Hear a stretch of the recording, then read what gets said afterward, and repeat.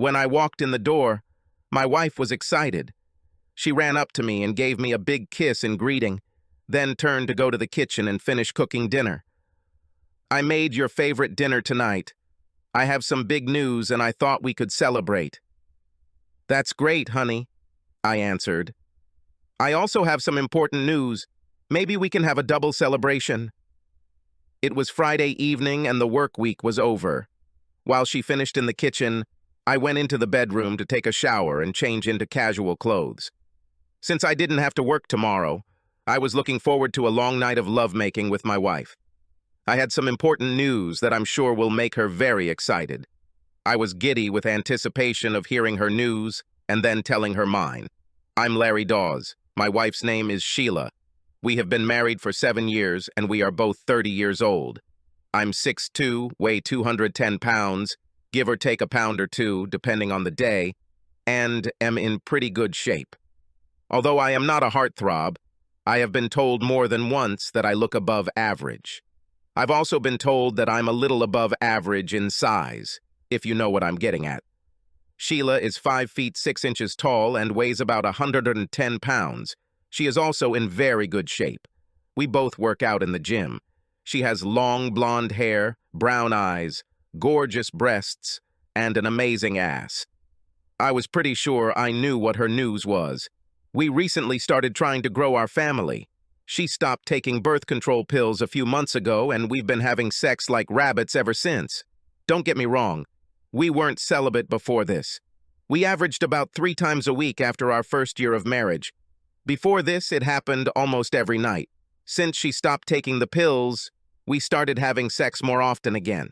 The only times it was delayed were the days when I had to leave town. I didn't travel much for work. I was usually in my office by 7:80 a.m. and left work at 5 p.m. I'm a mechanical engineer. My schedule only changes when I need to go to a conference or seminar. This happens about once a quarter. A couple of months ago, I was promoted to engineering manager, so I had 5 junior engineers, 3 technicians, and a couple of secretaries reporting to me. I also had my own personal secretary. Sheila works as a paralegal in a small law firm in the city. She was one of 3 paralegals in an office of 5 attorneys. Her schedule is almost as regular as mine. Her only change is when problems arise from time to time, and she needs to work a little later in the evening. After showering and changing, I made it to the kitchen just as Sheila was setting the table. She did her best tonight. I suspected that she had taken the afternoon off to prepare for tonight. She made chicken scallops, a wonderful Caesar salad, and garlic bread. She even made tiramisu for dessert. She uncorked a couple of bottles of really good Merlot. Her news was obviously something impressive. I was really looking forward to our conversation today. I also noticed that she dressed up for the occasion. She was wearing one of the shortest, sexy dresses with a plunging neckline, cleavage, and exposed legs. She also seemed to be looking forward to a wild and passionate night. After dinner and dessert, I helped clear the table and tidy up the kitchen. We filled our glasses with wine and retired to the living room to tell each other the good news. We sat on the couch, sipped wine, and, as usual, discussed who would go first. She was so happy that I wondered how she could hold it in for so long. Honestly, I expected it to just pop out spontaneously. "We did it, honey. I am pregnant. We're having a baby," she practically screamed. "It's amazing." Seeing my joy at this news, she threw herself into my arms and kissed me passionately. We kissed deeply and hugged each other, allowing joy to overwhelm us. Finally, she pulled away and asked what news I had. I was almost as excited about my news as she was about hers. With a wide smile and an excited look, I told her the good news. My secretary, Josette, is also pregnant. Since she is not married and does not want to raise a child alone, we decided that she would simply give her child to us to raise. It will be like they are twins. Since you and Josette will be giving birth around the same time, they will actually be twins in every way, except on the mother's side. Since I'm the father, this won't be a custody issue, especially since she's more than willing to sign a consent form for my custody. All she wants is to be the child's favorite aunt. We'll probably have to explain this to him or her when he or she is old enough to understand and accept it, but that shouldn't be a problem. I happily explained this to my wife. Oddly enough, I noticed a rather serious lack of happiness on my wife's face at this news. In fact, she seemed angry. She just informed me that our family will be growing, and I just informed her that this increase will double. I believed that her happiness would also be doubled by my news. Instead, it seemed as if the happiness had not only completely evaporated, but had completely turned into extreme hostility. I was truly amazed. The look of extreme stress on her face made me pause to tell the rest of my news. Then I decided that she should know, and it would probably turn her from upset back to happy. Her first ultrasound also showed that she was having twins. While it's too early to determine the gender, there's a pretty good chance that at least one of them is a girl. Just think, you could have the little girl you've always dreamed of, and I could have the little boy. Whoever you give birth to will be a bonus. We will immediately have the big family you have always dreamed of. I didn't understand what was happening here. Instead of being happy about the news, she only seemed to get angrier. It didn't take long for the explosion to happen. Compared to this, Hiroshima looked like a failed firecracker. You fucking bastard! You cheated on me with his secretary in his office? What idiotic thoughts in your head? Do you really think that I am at all? I'll think about it to bring up illegitimate your children mistresses? Are you out of your mind? Everything went downhill. For the next half hour, she shouted every insult that had ever existed at me. I think she even managed to create a few new ones. It wasn't even close to how I had imagined it. I was already beginning to think that my night of passionate lovemaking would not happen. And yet this did not stop me. Honey, how about we go to the bedroom and celebrate our shared good news? I'm sure that after a night of passionate lovemaking, we will have a much better understanding of what our life will be like with 3 new children added to our loving family. I was surprised that she not only vehemently rejected me, but had the audacity to actually try to kick me out of my own bed. Well, if she didn't want to sleep with me, she could have found another bed to sleep in. Finally, in a fit of rage, she grabbed the pillows and rushed to the spare bedroom. To be honest, I was confused by her attitude. Well, since I felt that I had done nothing wrong, I rolled over and slept peacefully through the night. The next morning, I tried unsuccessfully to lure my wife into our bed to make love. She was irrationally angry at me. I just couldn't understand her problem. Seeing that she was just being unreasonable, I decided to take advantage of the nice day and go play golf. It was a phenomenal day. I managed to hook up with a threesome. We had a great time. 3 hours after the round ended, I left their house. I was surprised when I got home that my garage door opener wasn't working. It was strange. I turned off the engine and walked to the front door. Strangely, I saw several suitcases stacked on the front porch. Not knowing what they were, I ignored them. When I grabbed the doorknob, I found that the front door was locked. However, this was not too surprising. What was strange was that my key didn't fit the locks. Taking a closer look at the locks, I noticed that they seemed completely new. Strangely, Sheila never mentioned that she needed new locks on her doors. Anyway, I was hot and tired and needed to get into the house, take a shower, and change clothes. Being the practical person I am, I simply took the saw out of the car and cut the door around the door handle and deadbolt. Once the doorknob and deadbolt were separated from the rest of the door swung freely. I made a mental note to go to Lowe's and buy a new front door. When I entered the house, Sheila began another tirade, like I was moving and my clothes were packed in suitcases outside. Hearing this, I went out and carried my suitcases back to my bedroom. When I opened the suitcases, I actually saw that they contained all my clothes. It took me a few minutes to replace everything in the right drawers and cabinets. While she continued to rant, I undressed and turned on the shower. I invited Sheila to join me in the shower, but she firmly rejected my offer. She apparently had some psychological issues that she may need to address. I may try to raise this issue later this evening and offer some consultation. After a nice shower, I went to the bedroom to change clothes.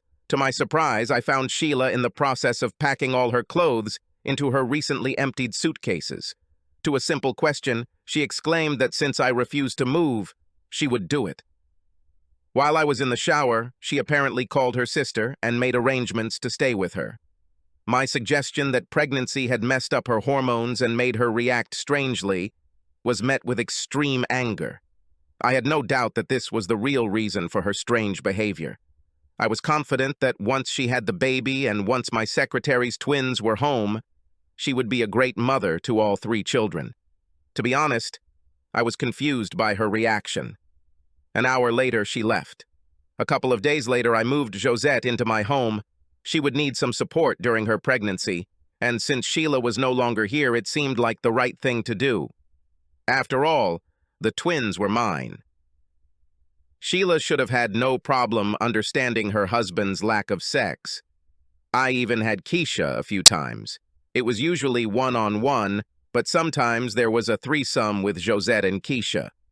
I was served with divorce papers a week after Sheila left. She asked for a house, 18 years of child support, 90% of our savings and investments, and $2,500 a month in child support. In short, she fully complied with our prenuptial agreement, its adultery clause. We introduced this as a fairly severe punishment for treason. Yes, I knew about it. 3 months later, we had our first meeting with the lawyers. We were in her lawyer's office discussing the problems of our divorce. Our prenup was designed to make infidelity painful, very painful. The fact that I impregnated my secretary and I wasn't particularly subtle about having sex with Keisha also gave her the perfect weapon. There was only one small problem. Are you really sure you want to go down this path, Sheila? You cheated on me. Your secretary got pregnant from you, and you had the nerve to think that I would want to raise her children. Okay, Sheila. Right here, right now, I'm offering a one-time offer. We call off the divorce, get back together, and raise all 3 children as our own. We forget about the past and return to each other again. Our 3 children will be ours alone. Yes, Josette will become the twins' favorite aunt. But that's where it all ends. You will be a loving mother to all 3, and I will be a loving father. We might even have more children. It's your choice, yes or no. I made my offer. Fuck you. I will absolutely not raise any of your illegitimate children. I looked at my lawyer and nodded my head. She answered my nod. Unfortunately, my wife did not hire the meanest, most cruel, hungry, and vicious shark on the planet. Luckily, I did it. My lawyer opened her briefcase with a smile that reminded me of a barracuda about to go on a rampage. Since your client refused my client's generous offer, here is our new offer, she said, moving papers across the table. It took Sheila and her lawyer several minutes to read and understand the document. When Sheila's expression changed from arrogance to panic, I swear Lilith, my lawyer, licked her lips and sucked in her saliva. Yes, she was truly evil. Sheila's lawyer turned to face her. The expression was one of complete panic. DNA analysis? Sheila was bored. Certainly. Another nod from Lilith, and she took out the audio recorder. Placing it on the table, she pressed the button. So, how do you make sure it's my child and not your husband's? The voice on the recording belonged to Jason West, one of the lawyers at the firm where Sheila worked. No problem, Sheila answered. I always use my diaphragm when I have sex with him. Besides, you're enough like my husband that he'll never know he's raising your child.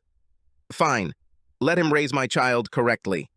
I'm not going to pay for or deal with children. I really like the idea of having a child that I can eventually pass my inheritance on to. But that would have to be after he gets older. When the child turns 18, we will be able to reveal who the real father is. This way, I don't have to pay a penny to grow. Trust me, Larry will never know until we tell him 18 years later. Then it will be too late.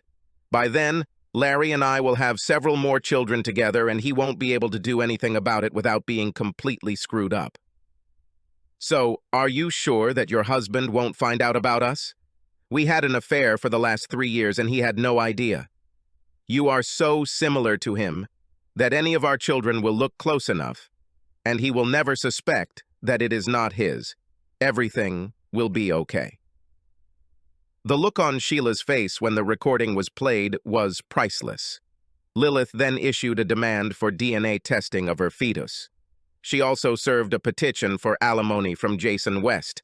I asked for $2,000 a month. He was a fairly successful lawyer.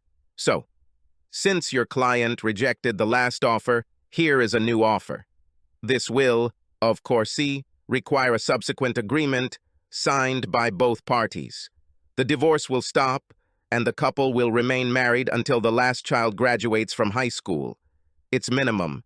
If they jointly decide to stay married, they will be free to do so. The subsequent agreement will include the terms from the prenuptial agreement, but with some modifications. First, the marriage becomes an open marriage in which my client can have sex with other women if he tells his wife about it before the date begins.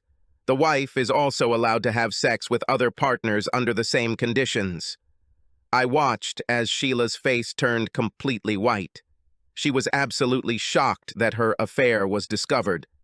Lilith turned on her shark smile and continued, "If your client rejects this proposal, we are fully prepared to enforce the marriage contract on our part." Her affair began 3 years before my client's affair.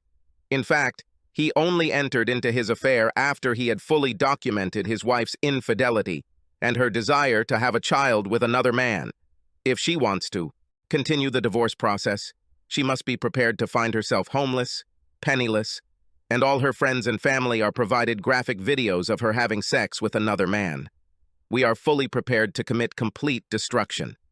She looked at me and nodded for me to continue. "Sheila, you wanted me to raise another man's child. While the child inside you is an innocent victim of your betrayal of me, I will not be held financially responsible for it. What I will be willing to do is to accept the child into our home as a stepson, provided that his father becomes financially responsible. He will pay a monthly allowance for his child, health insurance, medical bills, and education. Although I seriously doubt he would want to visit the child, it would be available to him. He will also pay for his child's college education. Otherwise, I will father the child as if he were my own. This is the price this bastard has to pay for his actions." He said he didn't want to take responsibility for the child, but that's what he would get. "Your price for betrayal will be raising my children as your own. They will be your children in every way except biologically. The only people who will know that they are not biologically yours are the people in this room and Josette. Did you think it would be fun for me to raise another man's child? Well, now you can laugh while raising another woman's children. You will also be glad to see Josette in our house when she wants to visit the children. This is your repentance. Do you dare try to divorce me over sex with another woman while you were having a years-long affair with another man? How hypocritical of you. My affair began only after I learned about your betrayal. I heard you were planning to have another man's baby. Yes. Josette had twins. Audrey was born a minute before Andy. Lenny, Sheila's son, had arrived 3 days earlier. There were quite a few surprised faces when we introduced the triplets to all our friends and family. In the end, everyone finally accepted it. There were some interesting comments about where Audrey and Andy's red hair came from. Damn recessive genes. They were smart kids. They understood. Did we really need to tell them? Maybe, maybe not. There are valid arguments on both sides. We decided they should know and told them. We also told Lenny that I was not his biological father. This was a little different. He had never met this asshole. This asshole tried to fight a paternity claim, but DNA is DNA. He tried not to pay, but judges get a little annoyed when you try to ignore their decisions. Judges also have what are called sheriff's deputies, who can visit people in their homes and offices. Oh, all this nonsense about open marriage? I patted Keisha a couple more times, and Josette and I continued our affair for about a year before she met Dan. As for Sheila, I'm pretty sure she never indulged her desires. However, I kept a close eye on her. After Josette and I ended our affair, I didn't do it again. I figured Sheila had learned her lesson, but I would start all over again if I discovered she was having another affair. As far as I could tell, she didn't, and I watched pretty closely. She also started trying to wear me down to death to make sure I wouldn't need anyone else but her. This worked both ways, too. Jason West disappeared shortly after Larry's 18th birthday, after he opened a college fund account for Lenny. We offered to visit him, but Jason didn't want to. There were rumors that he had moved to the East Coast. According to more reliable rumors, he was now about 5 miles east of the coast. Of course, this rumor was only known to a few select people. Yes, I was a patient person when it came to payback. He couldn't miss those child support and college fund payments. What about Sheila and me? What can I say? It's been 19 years since our little problem. I did my due diligence and found nothing. She has truly turned into a good wife and mother. I'm thinking about retiring early after the kids leave home. Some will say I'm a weakling for taking her back. Yes, I could burn it down, but what would that do for me? Who knows, maybe we will Josette could be together. That's a moot point. I had no problems raising another man's child. Of course, I was his father, but I look at it differently. Jason paid for his upbringing. I took the opportunity to make sure the child was raised properly and didn't become another asshole. I also forced my wife to raise another woman's children. It was a constant reminder to her that I slept with another woman and she got pregnant. She also knew that while her lover had to pay for his child, she was paying for Josette's children. My time with Sheila also ensured that our 3 children grew up in a loving home with both parents. This is much more important than what everyone else thinks about me. Subscribe to our channel so that your second chaff doesn't cheat on you, and go ahead and listen to the next story, because this story is nothing compared to the next one. If you're under 18, don't even think about listening to the next one.